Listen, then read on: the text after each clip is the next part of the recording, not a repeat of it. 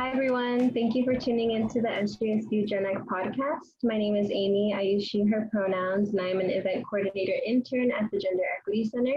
Welcome to our podcast where we address many gender-based issues through an intersectional lens.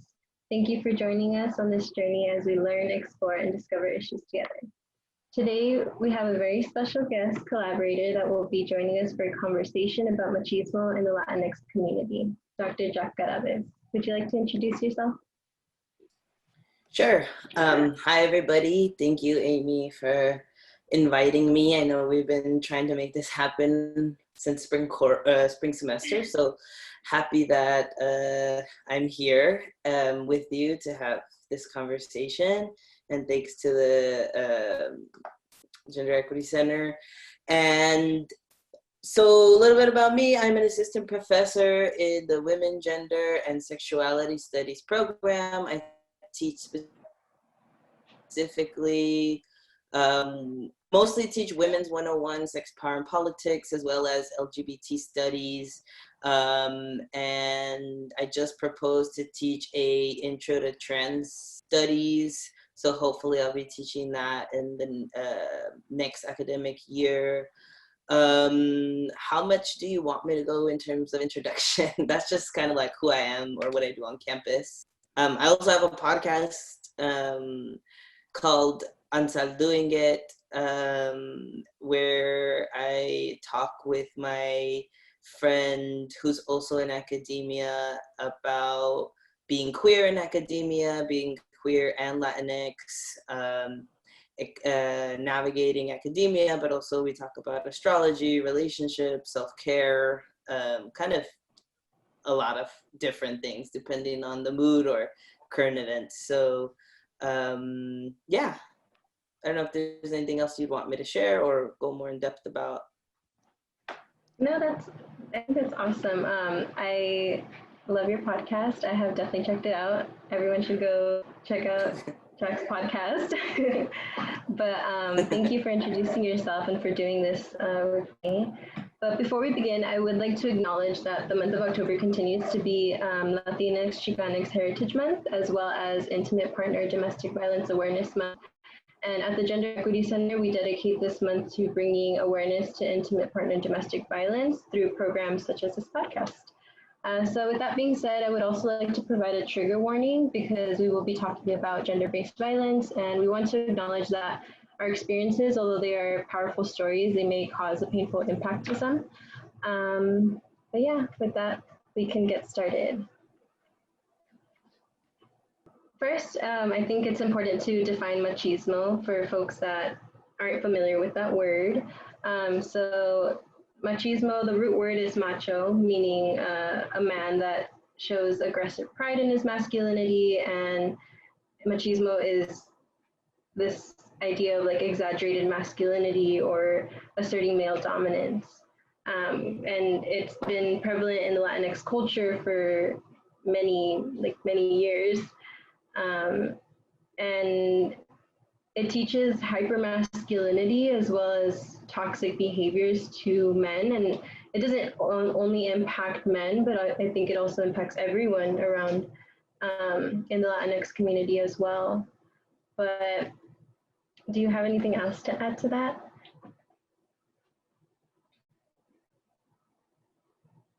Yeah, I definitely have things to add to that. I think it's really complicated and nuanced, right, to talk about machismo, because machismo is not something that is only associated or tied to Latino culture or Latinx culture, right?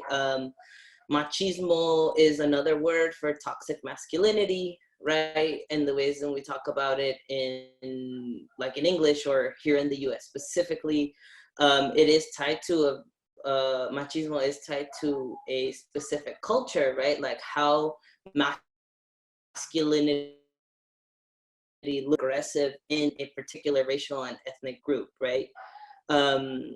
So just kind of backpedaling a little bit, right? Like machismo is really grounded in this idea of patriarchy, right? Patriarchy, it literally means the rule of the father or the father rule, roles, right? Not only does a father rule the household, but if we think of it as a government system, patriarchy is how our government is set up, how our institutions play out, right? Who essentially whose body and whose lives matter more than others, like, right? Whereas within our society, and not just Latino culture, right, but even in many cultures across the globe, right, males specifically are seen as existing on a hierarchy and being above women, right? So I kind of just want to say that I just wanted to add to that to kind of complicate it a little bit, right? Like, one, this kind of aggressive masculinity or exaggerated masculinity, that is what machismo is, but it's also not unique to Latino culture.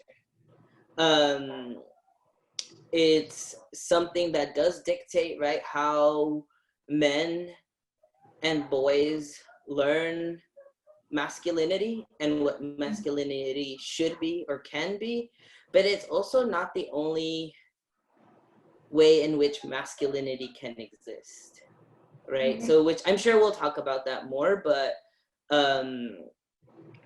that's kind of what I wanted to just add to that. Yeah, thank you for that. And so with that, how did you see, I guess, machismo play out throughout your life, or like throughout your upbringing? So I guess going back to this idea of patriarchy, right, and machismo in general, this because ultimately patriarchy, right, comes back to this understanding, right, that, like I was saying before, that there's this division between, one, that there's only two genders, right,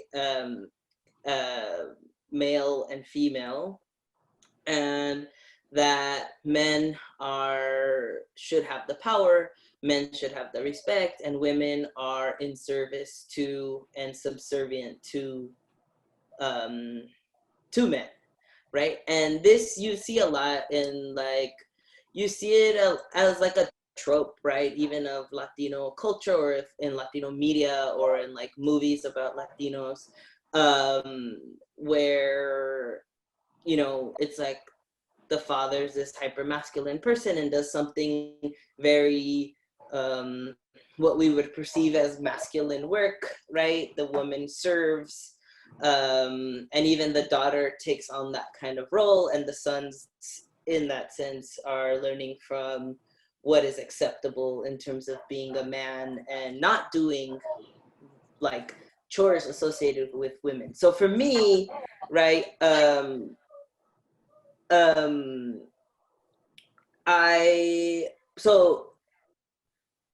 was raised as a girl, right? I was raised as the only girl in my family, or in my immediate family, right? I had two older brothers. I grew up in a single parent household with just my mom. Both my mom and dad are from Mexico, but I didn't grow up with my dad. And being raised as the only girl and also the youngest meant that a lot of different things. It meant that my brothers had a lot more liberties than I did, had a lot more freedom to do different things than I did. Just basic stuff, right? Like, especially as I got older, my brothers could go out whenever they wanted. They could have girlfriends if they wanted to, right? Whereas for me, when I was growing up, there was, especially because of the environment that I grew up in LA, in a very working class immigrant community, where a lot of, you know, people in my family and also people that we lived around didn't go to college, didn't finish high school, you know, for whatever reason. So the biggest kind of threat that I got once I started hitting puberty was to not associate with boys, There was this big fear that I would get pregnant and ruin my life, right? So there was always this threat of like, you can't talk to boys, but like in violent ways, right? Like not just verbally abusive ways, but I think that even though I didn't grow up with my dad, right, because my brothers, this is what society taught my brothers, even though I lived with, I mean, I just had my single mom. They were my brothers and not my dad, but they kind of stepped in and were like, we're the men of the house, and you're the young girl, so we're going to protect you, and we're gonna kick anyone's ass who tries to get close to you, and they're also going to make sure that I perform my gender in a way that is appropriate, right? And that's one of the things I talk a lot about in my classes is that the first place we learn gender, so i.e. masculinity and this machismo, right? If it exists in your home, right? Not to say, because I really don't want to say that all Latino men are machistas, because that's not true. Mm-hmm. It's like I said, it's complicated to that. And I love my brothers, right? Like we're really close. They're actually two of the only cis men in my life that are close to me. And but you know, in the society and the culture that we come from, they learned very early on what their roles were, to be how to be appropriately men, to be acceptable. And in that same way, they were kind of showing me, along with my mom too, right? Because she was also active in how I was raised and how they were raised.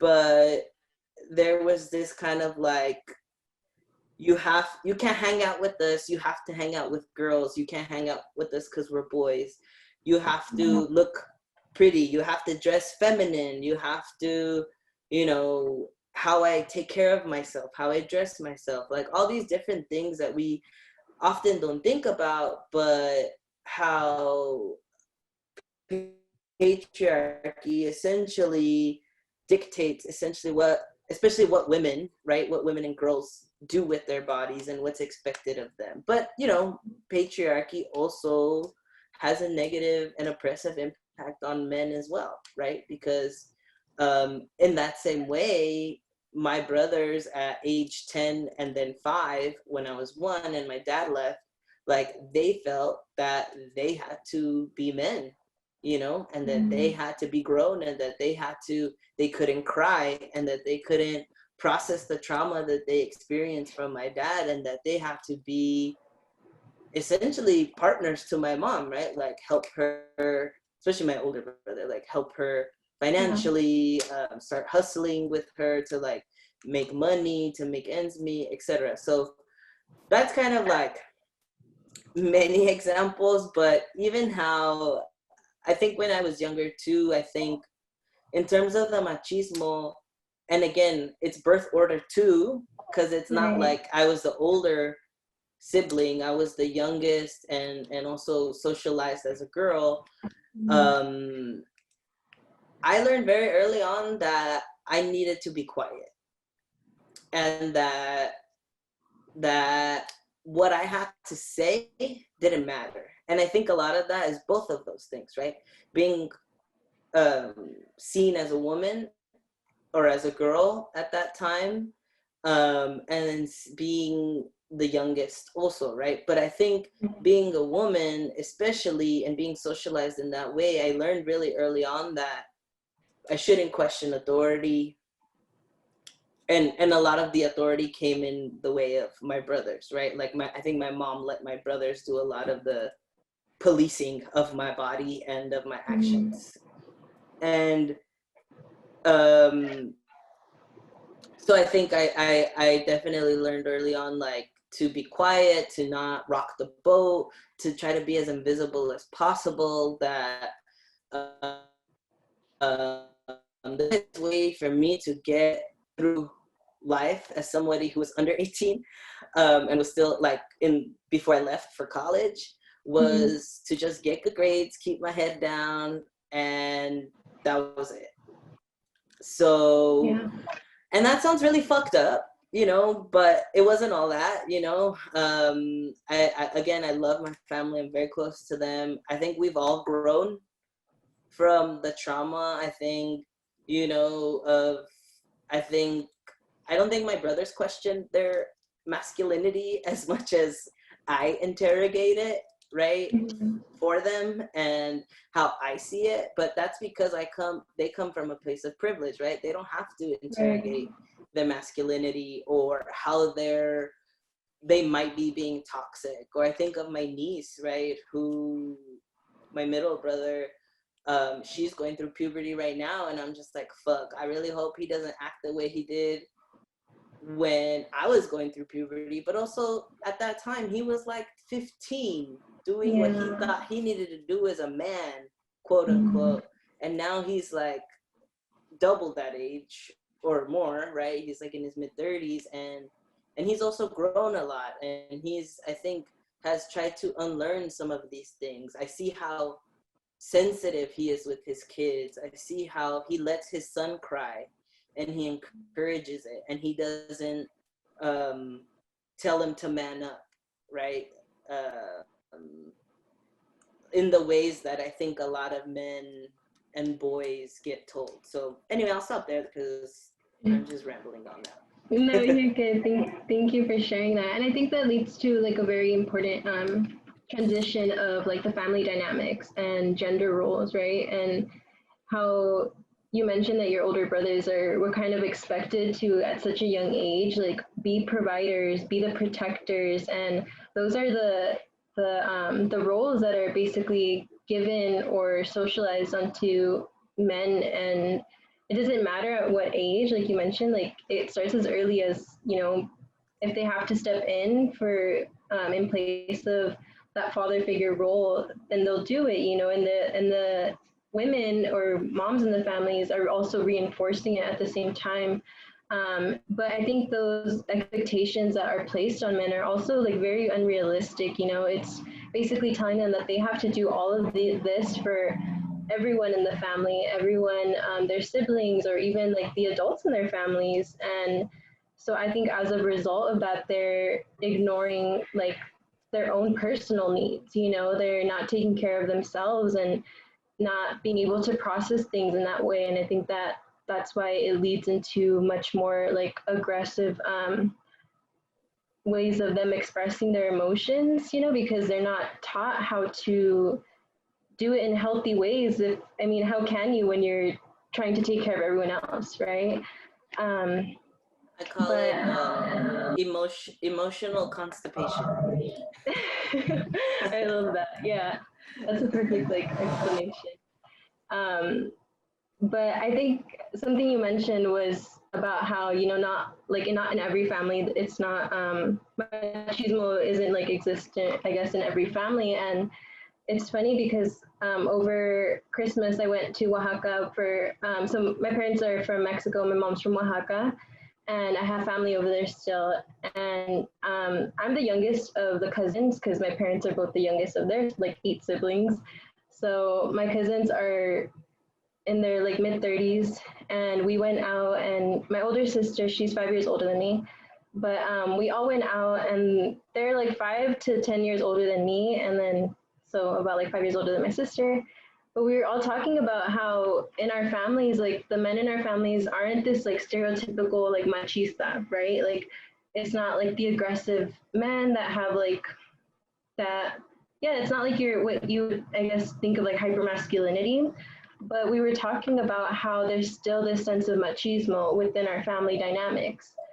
And my cousin brought up the term of micro-machismo, which is kind of like it's still existent, but it's not in that way that we think of. And we were talking about how for us, like kind of like you mentioned, you know, we were taught to, you know, be quiet or just kind of sit pretty, you know, and everything we did was kind of like, I don't know, like cussing, for example, or even like body modifications like tattoos or piercing, anything like that that was that we were doing or were interested in, it was kind of like, why would you do that? That's not pretty. Like my mom would always say, like, no se ve bonito, you know, like it doesn't look pretty.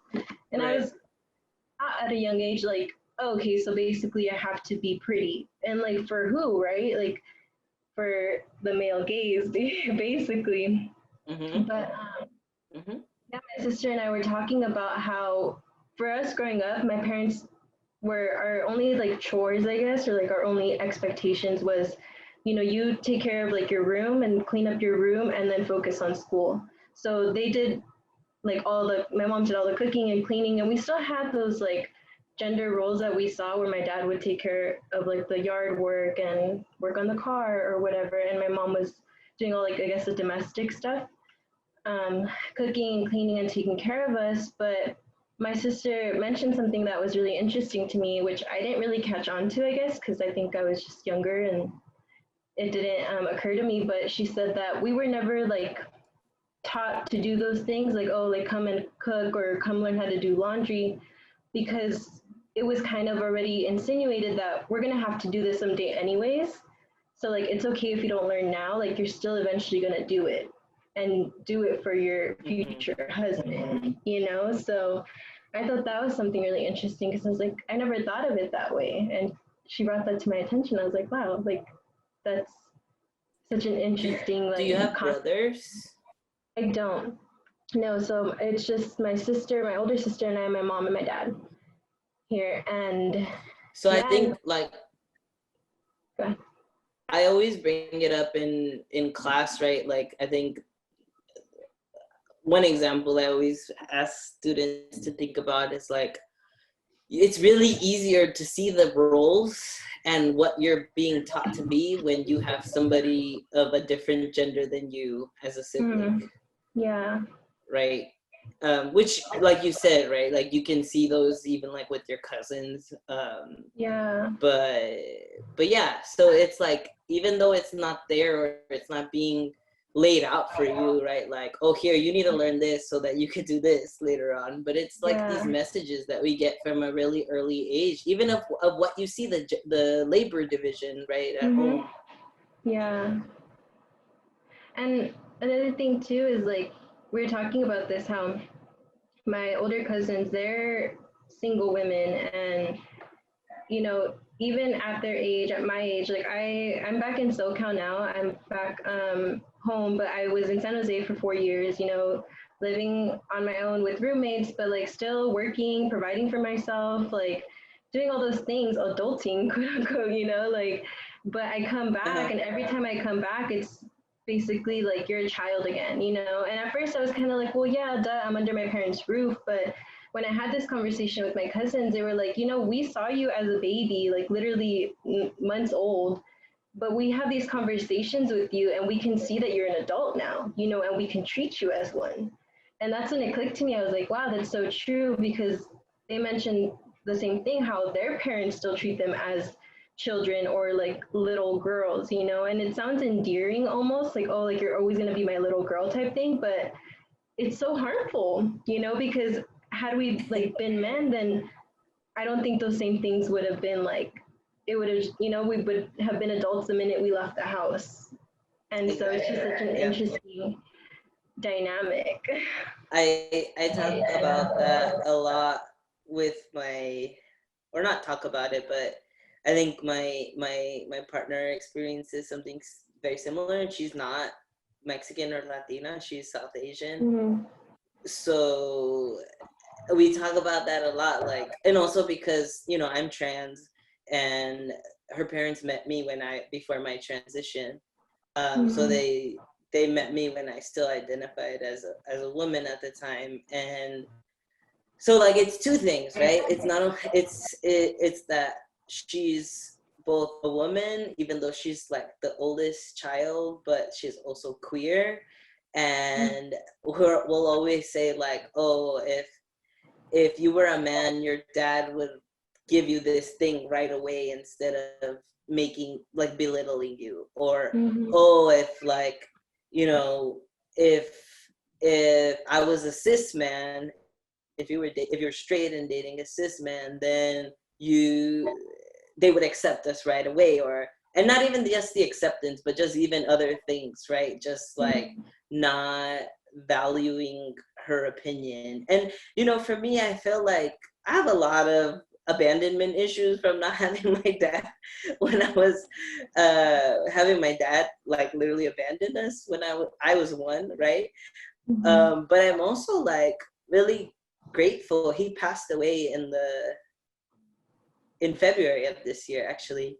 And we weren't close. We had like an estranged relationship, right? Like I've met him like maybe twice, but and then talked to him a little bit here and there. But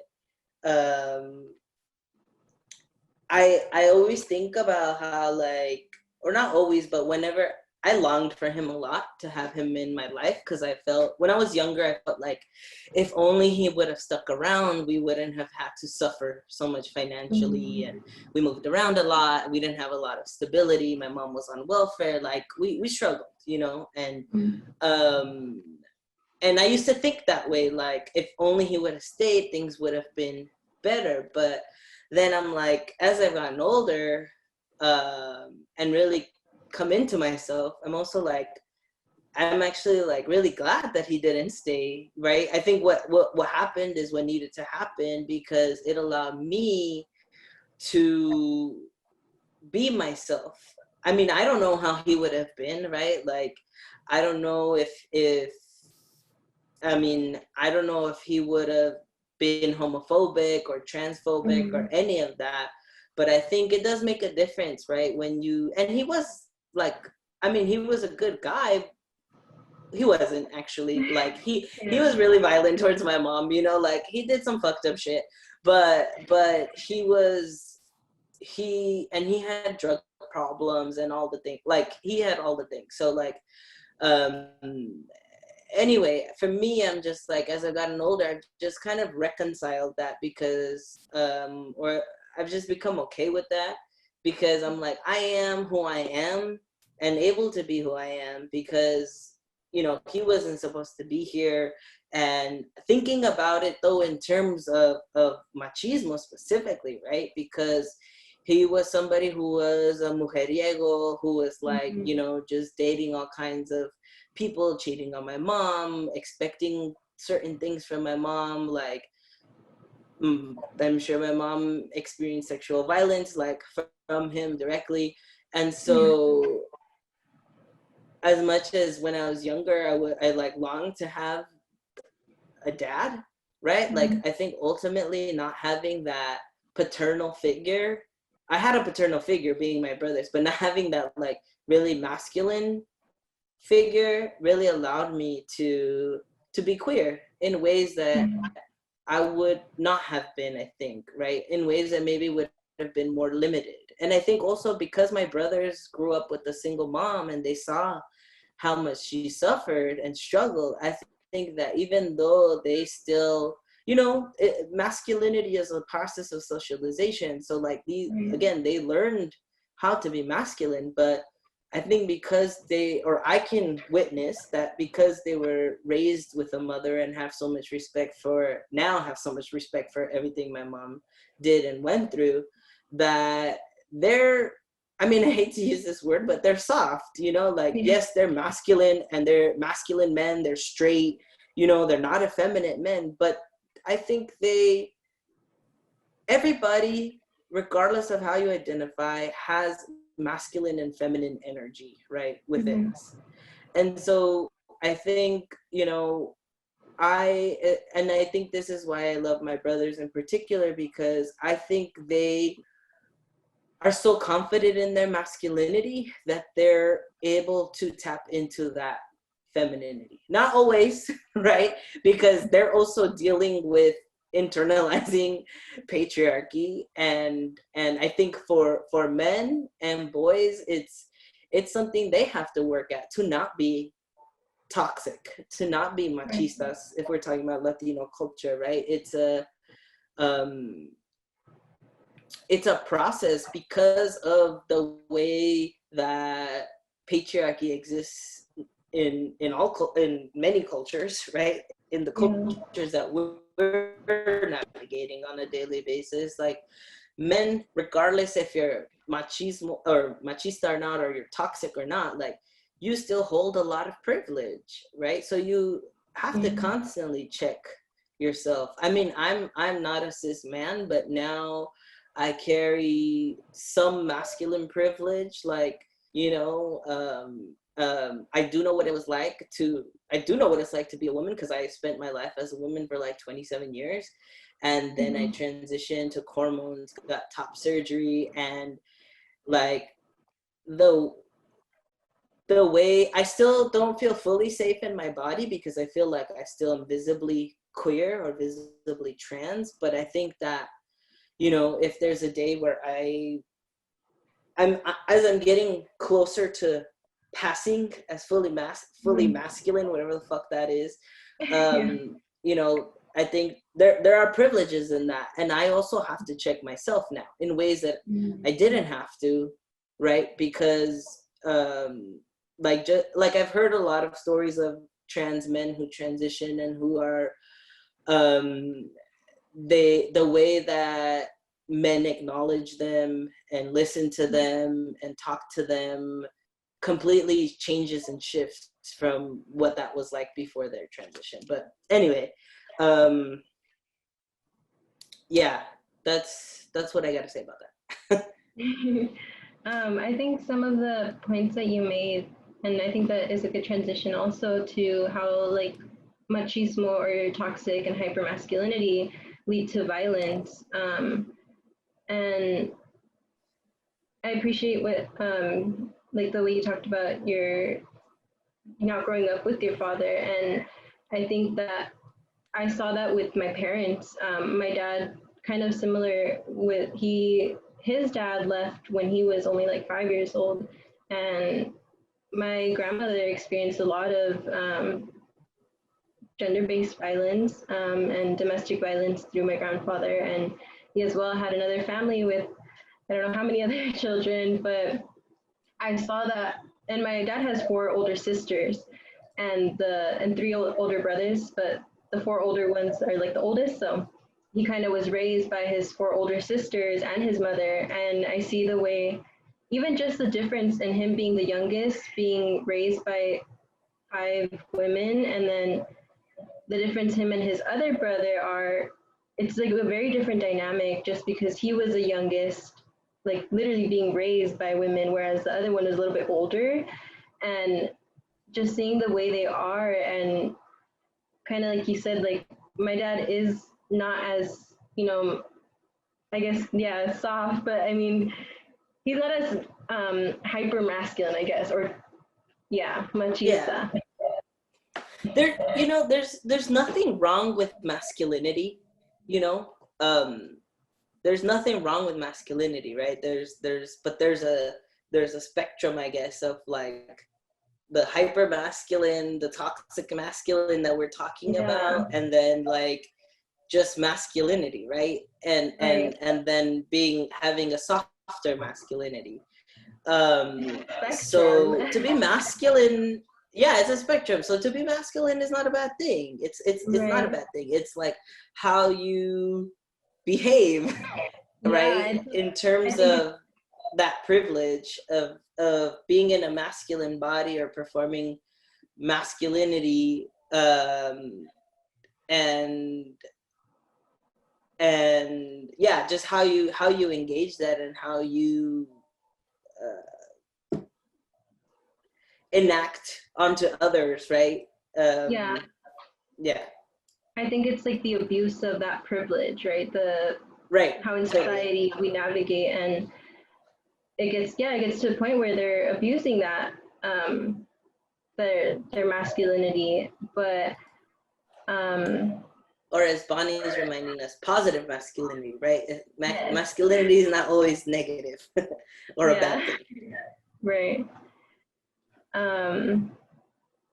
But yes, and something else I wanted to mention was this whole like, I guess, idea, or about women being like policed about on their bodies or with the way they dress and stuff. And something that really irks me is when like women and young girls specifically are told to like not wear certain things around their male relatives, and it's such an like it's so disturbing, you know, to be telling young girls to, you know, cover up or not wear certain things around their tios, their uncles, because how are they going to see you, or how are you going to do that? And it's like, why not teach these men that they shouldn't be sexualizing your daughters or these children?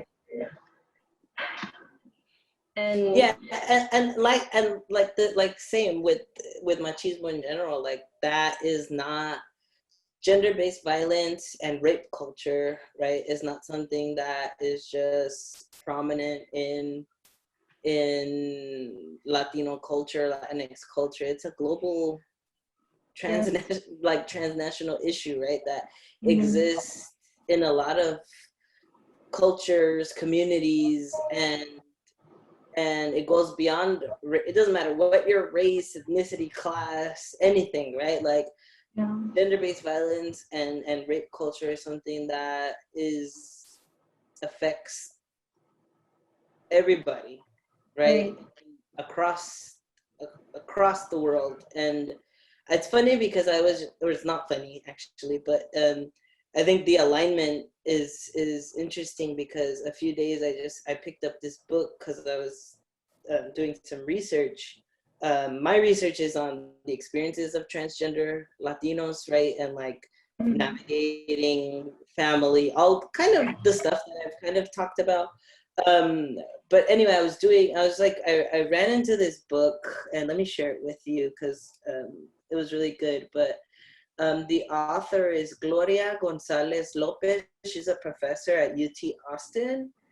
And this book she wrote in 2015 is called Family Secrets, Stories of Incest and Sexual Violence in Mexico. And so I was reading it, and everything you're kind of been talking about is also making, like, this is I was reading this like yesterday and the day before.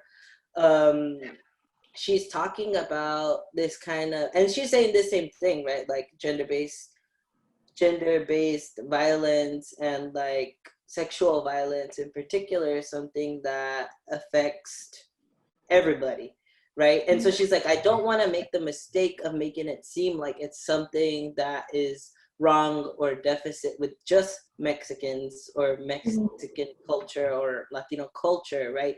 But she's just interrogating like how it plays out and what the experiences have been of people who experience that as kids, right? And so she's talking about how so much of it is like, it's about power, right? It's about power.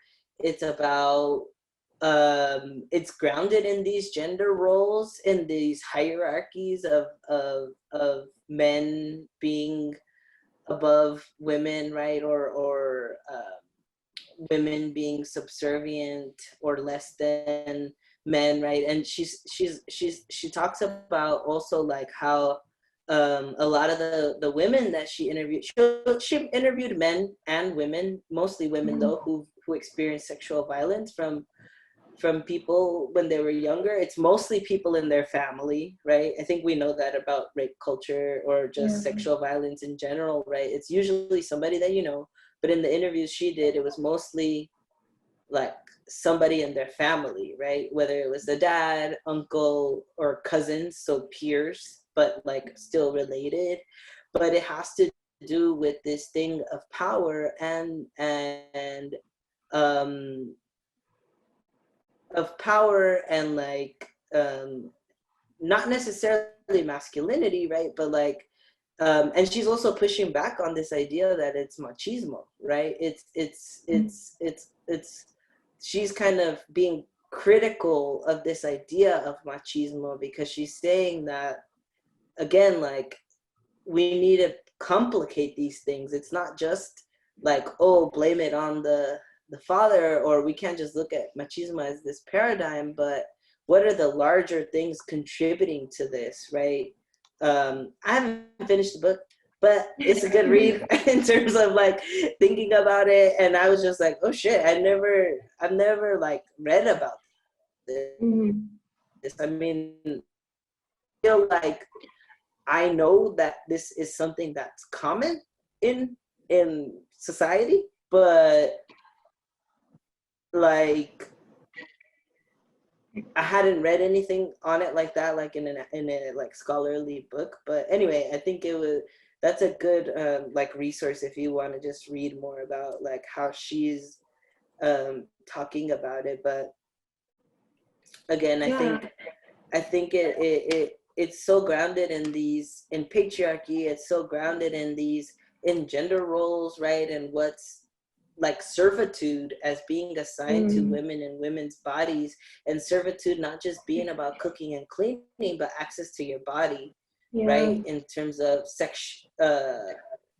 desire, but also like sexual exploitation. Yeah, and I think that also, like how you said, like the servitude, like it silences women as well, in cases of sexual violence, because they feel that this is something that they have to do. It's something that they have to engage in to please the man. And to have a house, a roof over their head, and to have a home, or to be safe, right? To survive. Yeah. Another one of the things that I've read a lot about too is even in the US, right? Like, especially when we're looking at undocumented communities, like there may be sexual violence or domestic violence more broadly, but women won't report it, right? Because that would mean that then they would there's a risk of deportation. Yeah, right? and lose everything. I mean, it's really hard to navigate. I mean, just thinking of finances here in the States, it's almost impossible, and to do it alone is, to add that on top is but I recently talked to my mom about something in like culture in Mexico City, because she grew up in Mexico City after leaving Oaxaca. And this is something I noticed this past time we went to Mexico.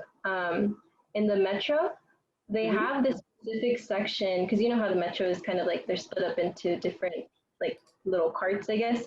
So this section that's actually designated for women and children only. It's called like the pink section or something. And I asked her, because I remember seeing that, and I asked her like, when did that start? Because she experienced a lot of sexual like groping.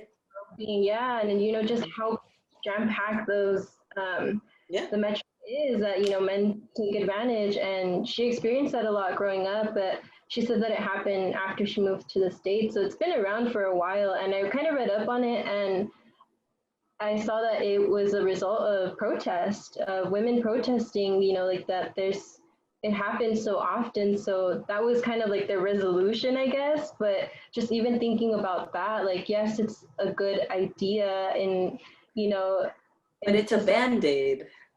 Yeah, it's like how we're not getting to the root of it still, we're just, here's a solution for now, but what's the real problem? Yeah.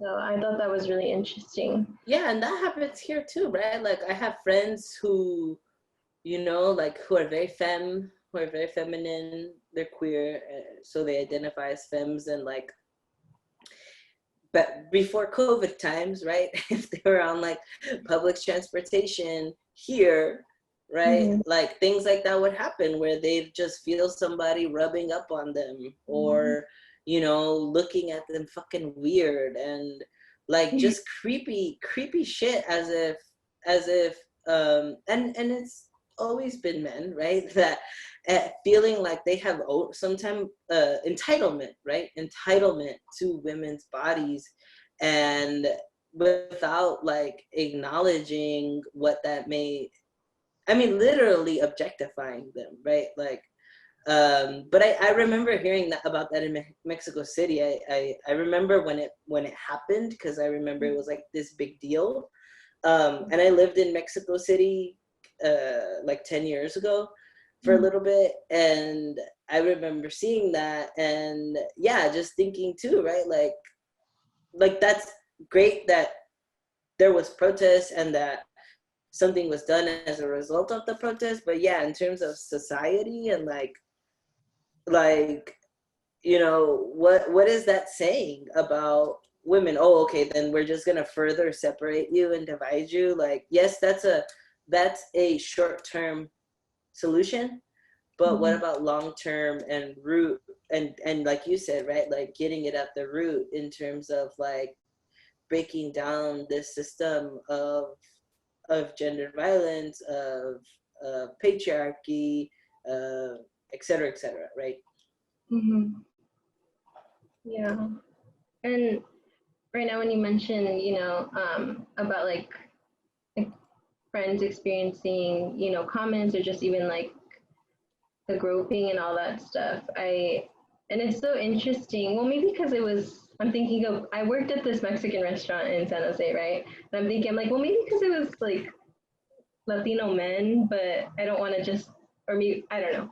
But I worked there as a server for a year. And now thinking back, it was my second year at San Jose State. And I don't know how I did it for a whole year, because now looking back, like the men I worked with were these old ass men, like fathers, husbands, probably even grandfathers at some point, you know, like they were older, and some of the things they would say to me, and I don't know how I did it at the time, that I just like kind of, well, I was there to work, you know, I wasn't there to, so I had to make my money to pay rent, and some of the things they would say, and I would walk in and they would whistle at me and all this stuff, and I was just like, at the time too, like I understood, like, you know, this is wrong, obviously, but I also kind of had this internalized, like, well, they're men, and that's how Mexican men are, or that's how Latino men are. So I would kind of just like, Yeah, you know, that's how they're gonna be, and what can I do? Like, do I say something? Because what's that gonna do? You know, they're just gonna take it as a joke. But yeah, just even like experiences like that where it's just so disturbing, like that men think they have this like, I mean, obviously not all men, but like they have this power over women, and then young women. Like it's almost like this predatory like behavior. Yeah. I mean, think of our current president, right? And like the things that, he's not Mexican, but the things he said about women's body parts. You know, it's this culture of violence. I mean, it's rape culture, right? Like that's what it is. Again, like entitlement, feeling entitlement and ownership of like women's bodies, and of, yeah. And I mean, I can share so many of, I've had similar experiences, right? Because before my transition, I never dressed, I always was very feminine. Like I dressed very feminine. So I experienced a lot of that, like street harassment. I experienced that harassment at workplaces, right? With other, working with Latino men, and mostly. And I think there is something to be said about, probably because they're Latino men, they felt some type of ownership. Would they do that to a white woman that they were working with? Probably not. You know, I remember, and I know I was reading on the notes about like transphobia and homophobia, or homophobia specifically, but I'm thinking about, even I was in high school when something similar happened to me, like of what you explained. And this experience, it wasn't like super violent or anything, but it's something that has always stuck with me, kind of like as a regret of me. I never said anything. I never pushed back on it. But I was like in high school, and I didn't just come out. I was already out in high school as like bisexual. But I mostly liked women, or was at that point dating women. And so I don't know how it came out, but I told, like, my coworker found out or something, and this fool was my manager. I was working at Noah's Bagels, and I was like in my senior year of high school working at Noah's Bagels, and this fool was my manager, and I don't know what the hell we were talking about, but I was just, or he must have heard or something, and I was like, yeah, like I'm bisexual, whatever. And he said, oh, it's because you haven't had the right, you know, you can fill in the blank. And the amount of times that I got that kind of comment, like so nonchalantly, like, oh, it's because you haven't had the right guy or the right da-da-da, or like, you know, this or that. I'm like, first of all, I mean, at that point, I'm like, I was bisexual, right? Like, I identify as pansexual now, but like, at that point, I'm like, I'm not even attracted to you. I am attracted to men, but I ain't attracted to you, one. Two, like, nobody fucking asked you, right? Like, and I didn't say anything. I kind of just laughed it off, you know, but it stuck with me, right? That was a lot of years ago. That was like 15 years ago, or maybe a little less, but it was a lot of years ago. But that has always stuck with me because, and it happened so many times from other people too, but that one in particular stuck with me because it was my workplace. Like, he was very disgusting in other ways, like in terms of like making really inappropriate jokes, not just with me, but with other people, other women. And we were all, most of us that worked there were like Latinas, like in high school. And this is like a grown ass man, like in his 30s. And, you know, it was just like, yeah, it's just like, how is that supposed to make you feel, right? Like, as a young person. Also, like, in terms of thinking about this masculinity or men or machismo in general, like, in terms of his reaction was that's what it was. It was a reaction because he felt threatened.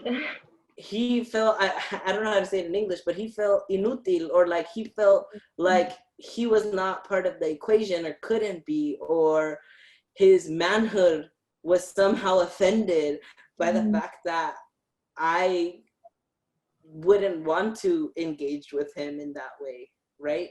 And I think that that's how homophobia too comes about, right? Like, if we're thinking about how like men react to not just like queer women, but also how men react to queer men, in effeminizing men as if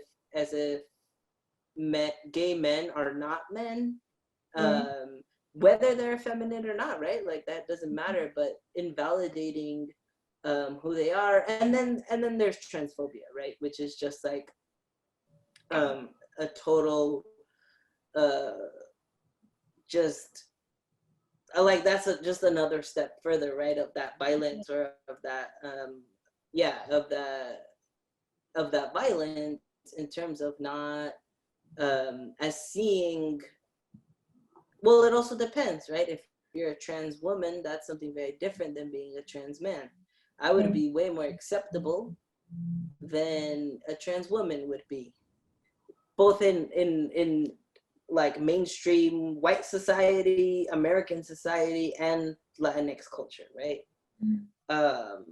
Because again, masculinity is what is privileged, it's what's valued, whereas femininity, it's like, to be born a male and to be born with that privilege, and then to kind of turn that in, or to give that up to be a woman, that's like the ultimate blasphemy of patriarchy, right? Which that's not, I'm saying how it works, right? But I think that's how people who are transphobic would think of it. Yeah. And I think of like, I don't know if you've ever heard of people saying like, oh, well, if you have a boy, like when people are pregnant or whatever, they're like, well, if you have a boy, it's just so much easier. Or like, oh, you should want to have a boy, it's so much easier. But it's like, what are they really saying when they say that? It's like, it's easy if you don't want to like challenge the patriarchy, you know, if you want to let them keep getting away with, you know, being toxic. And it's, in that sense, like, okay, yeah, it's easier, but it's not, you know, like you're just feeding into patriarchy by saying like it's easier to raise men.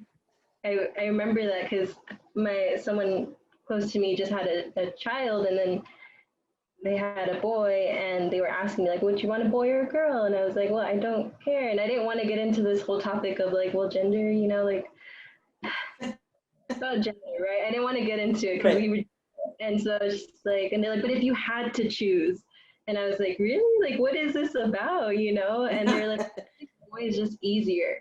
And I was like, interesting. Mm-hmm. I think it's that notion of like, well, yeah, like you're going to be raising them into a patriarchal society. So, of course, they're going to have it quote unquote easier. Yeah. But, well, this has been a really great conversation. And I know we talked about a lot of things, including violence and just gender roles and machismo and toxic masculinity. But I think there's still some positives to this where we can, you know, talk about resources or just ways to challenge all these ideas or things that we talked about. So, how do you think that we can navigate through or challenge machismo and toxic masculinity? I think one easy way is for folks, I'm just gonna do a shameless plug here, is to take my Women's 101 Sex Power Politics class.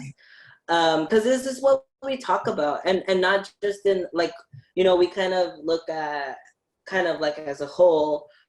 So we're not just talking about Latinidad or Latinx culture, but kind of like across the board. But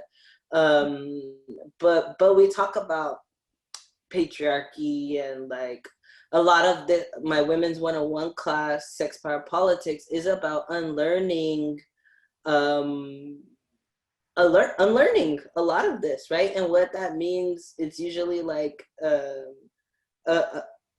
what that means for women in particular, right? Not only women take my class, men should also take my class, right? Men need feminism, queer folks need feminism, everybody across the spectrum needs feminism, right? And needs to unlearn these things, because we all learn them. We're saturated in this, in the patriarchy, right? And so I think like that's one way, right? Like that's a direct action you can do if you haven't taken class with me, is to take Women's 101. I teach it fall and spring.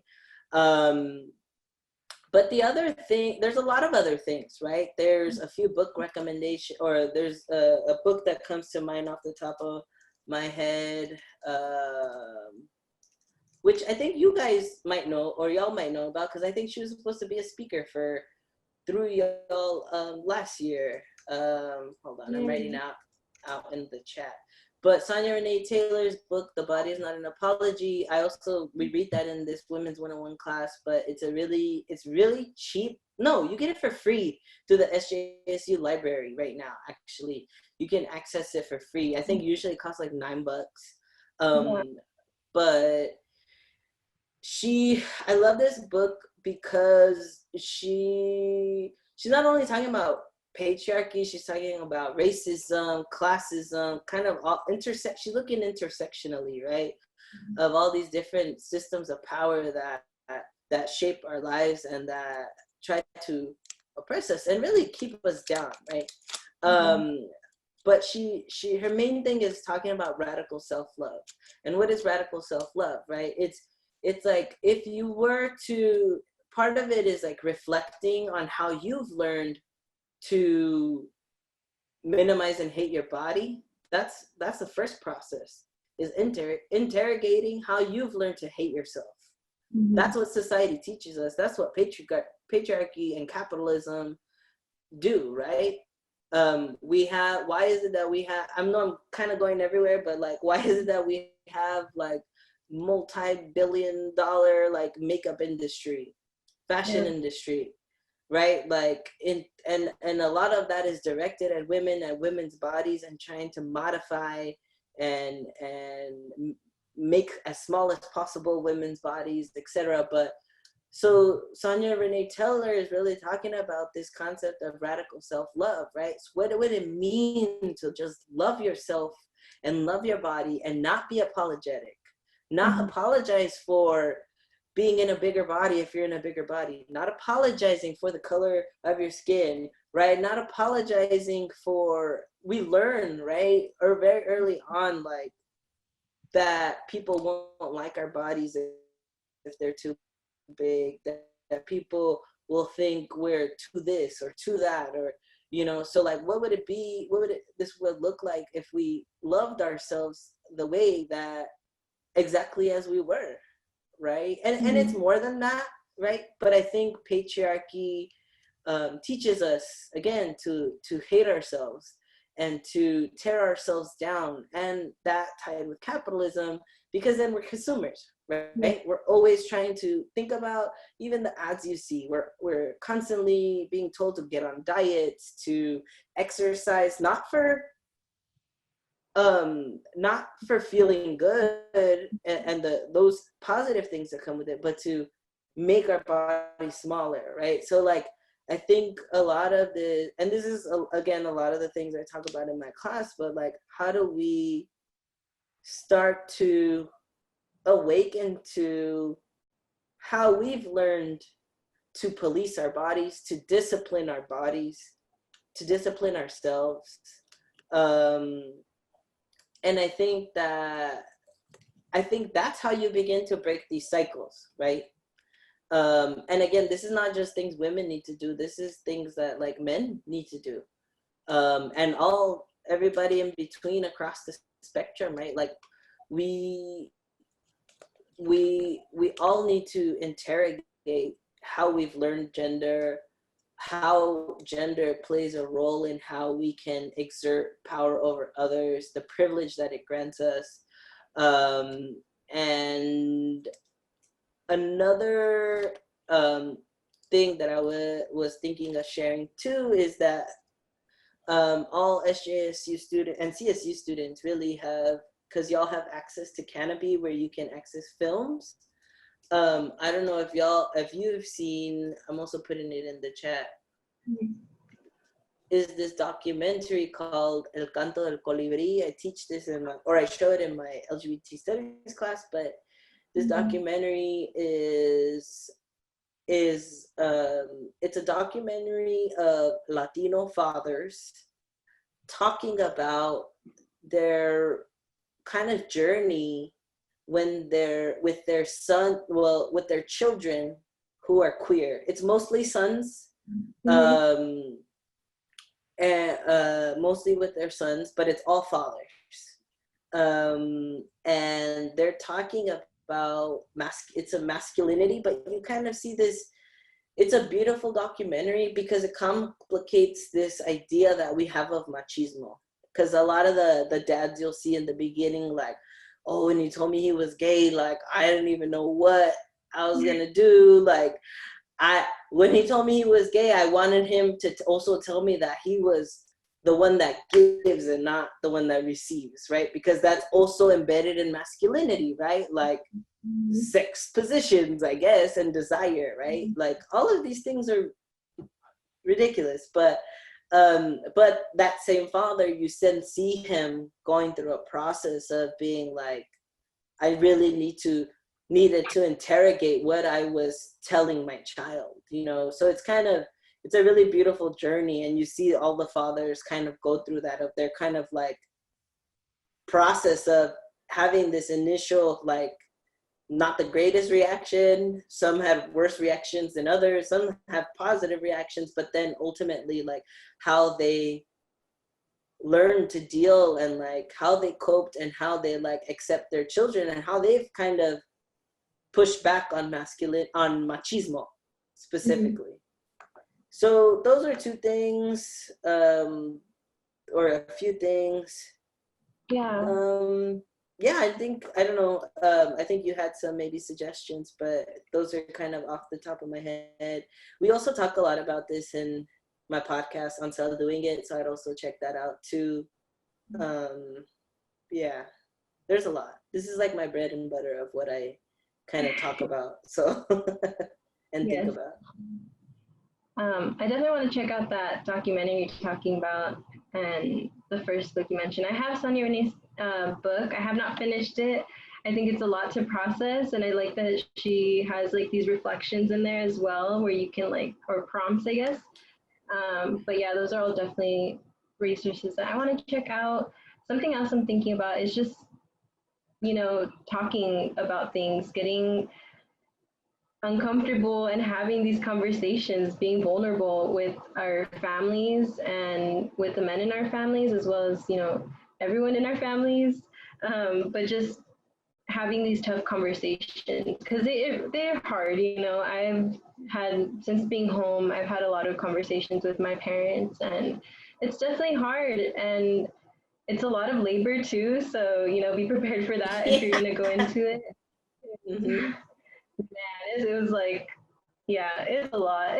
But also, I think talking to youth, because it's important to educate our elders or our parents, but also youth. Like, they're our generations to come. And I love knowing that a lot of youth now have access to language. The other day, my partner was telling me that his little sister was talking to him about toxic masculinity, and she's only 13. Like, that's awesome, that she knows about these words, this language, because I knew it existed, but I didn't know what it was or what the language was around it. So I think definitely talking to youth is an important thing and a good resource. But also, I think reaching out to CAPS, that's a service that we have as SJSU students, counseling and psychological services. And you're paying for it. It's in your tuition, so take advantage of it. Take advantage. I did when I was in school. I was there as much as I could be. I know. I'm like, this is my last semester, and I'm sad because I'm going to have to pay for it after. But yeah, definitely take advantage of CAPS. And they have personal counseling as well as other workshops as well, or like group counseling. So there's many different things that they offer. But yeah, well, thank you so much for having this conversation with me and doing this collaboration. And thank you all for listening and joining our conversation today. If you want to stay connected with us on social media, you can find us on Instagram, Twitter, or Facebook at SJSU GenEC.